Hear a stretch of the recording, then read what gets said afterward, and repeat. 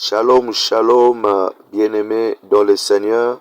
C'est le pasteur Rodian Malionga des Assemblées chrétiennes Corps de Christ. Ce matin, j'aimerais tout simplement prier pour toi et recommander cette journée entre les mains de Dieu, parce que nous savons que chaque jour, l'Éternel a un plan qu'il va accomplir dans la vie des croyants. Certainement, vous êtes la personne que Dieu a choisie ce matin et tout au long de ces 24 heures afin d'accomplir son plan avant son retour et l'enlèvement de l'Église. Car il est écrit que chaque jour, Dieu renouvelle ses bontés. Alors j'aimerais te rassurer ce matin à travers ce livre de Romains 8, le verset 31. Romains 8, le verset 31, il est écrit: que dirons-nous donc à l'égard de ces choses? Si Dieu est pour nous, qui sera contre nous? Bien-aimé, j'aimerais te rassurer ce matin, s'il y a une compagnie que tu dois chercher ce matin, c'est la compagnie d'Élohim Dieu. Alors Paul a compris qu'au-delà des épreuves, au-delà des persécutions, au-delà des complots des hommes, si Dieu est pour nous, qui sera contre nous? Pourquoi? Parce que c'est lui qui est avec Dieu. Ce n'est pas lui qui vit, mais c'est l'Éternel qui vit en lui.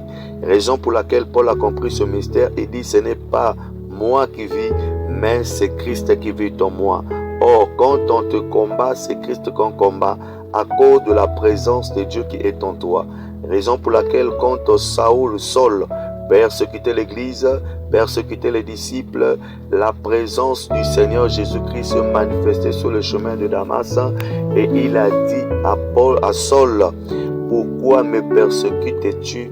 Alors Saul a répondu: qui es-tu, Seigneur, afin que je te persécute? Il a dit: je suis Jésus de Nazareth. Or Christ avait été déjà enlevé.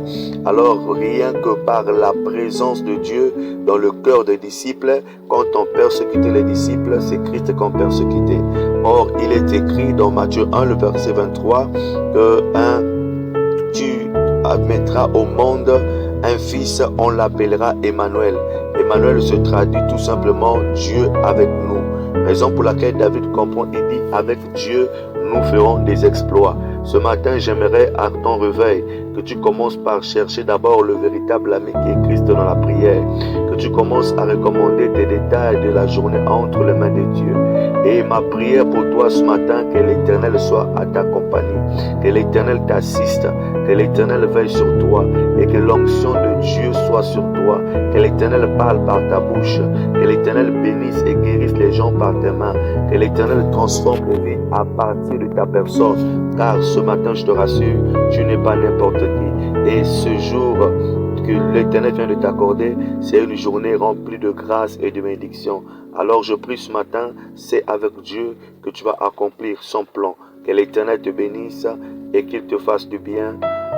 À nous revoir demain matin. Que Dieu te bénisse.